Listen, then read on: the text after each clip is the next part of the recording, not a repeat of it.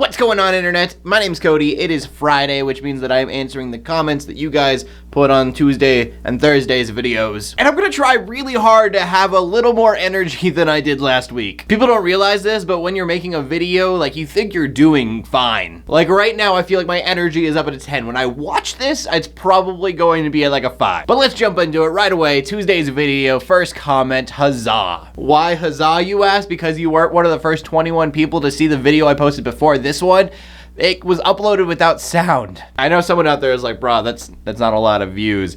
I usually get, on a good day, 100 views a video, so 20 views is 20%. So embarrassing. And so the question I asked on this video was, why are there more nuns or atheist agnostics, not religious, than there are Christians in England and Wales? What I really liked was that they probably weren't Christians in the first place, and so people used to say a few years ago that they were Christians because it was socially acceptable and that's what was expected of you, and now that's not so much the case, so other people are like, all right, I'm really not. And I really don't know about the culture in England and Wales, but I definitely think that is something that's happening here in the United States. As atheism becomes more socially acceptable, more people are admitting that they always have been. Though I think it's good. I think it raises an opportunity for us to be more authentic in our Christianity. I think Eagles of the Grave and Seraphim had similar responses, and that was just that it's all the normal stuff.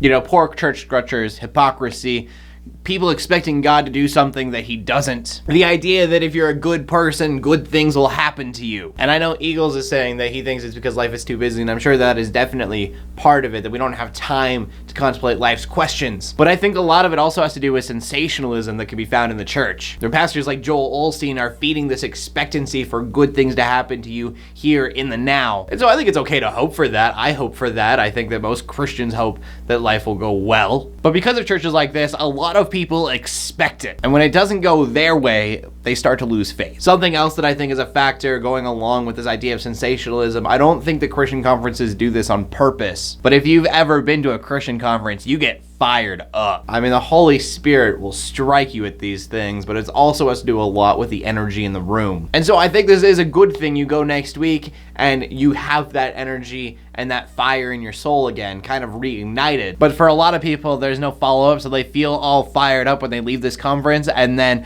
2 weeks later, it's all gone. So when you say that was the presence of God and I don't feel that anymore, that's definitely disheartening. They don't always tell you that, that's the starter and now you have to move. I think Caleb King, I'm pretty sure that everyone who's commented on these videos commented on my videos last week, so that's cool. But he says Christians just aren't doing their job. They're not creating families within their people groups within the church, and they're not outreaching to the people that they should be. Instead, we get together, we argue about technicalities, and I imagine like a pompous man with a pipe going, indeed. It's a sad truth, but a lot of time we have turned churches into country clubs. And then Thursday's video, we talked about the emoji Bible because that's a thing. But a couple of you were actually upset about the emoji Bible. Freeway saying that they were, but they're not necessarily anymore. No, it's a lame joke.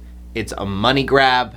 I think I need to disagree with the money grab though, because even though it is kind of a money grab, they're having to go in and add an emoji for all these little stupid words. That took a lot of work. I'm just thinking, whoever did this, I can't think did it for the money. I think they just did it because they thought it would be interesting. I'm just saying, how many people are gonna buy the emoji Bible? Seraphim and Whovian Mission both have the manga Bible. I want it. I've heard some great things. I really want to check it out. Whovian Mission also has the Lolcats Bible, which I didn't know was a thing until just now. Don't know how I feel about that one, but if I'm gonna be okay with the emoji Bible, I feel like I have to be okay with the Lolcats. Right now, personally, the Bible that I am using the most is the Message. I know it's all paraphrased, but it's incredibly easy to read. It's got me reading more faster than I ever have. And that is the end of today's show. I hope that I had a little bit more energy because I was really trying.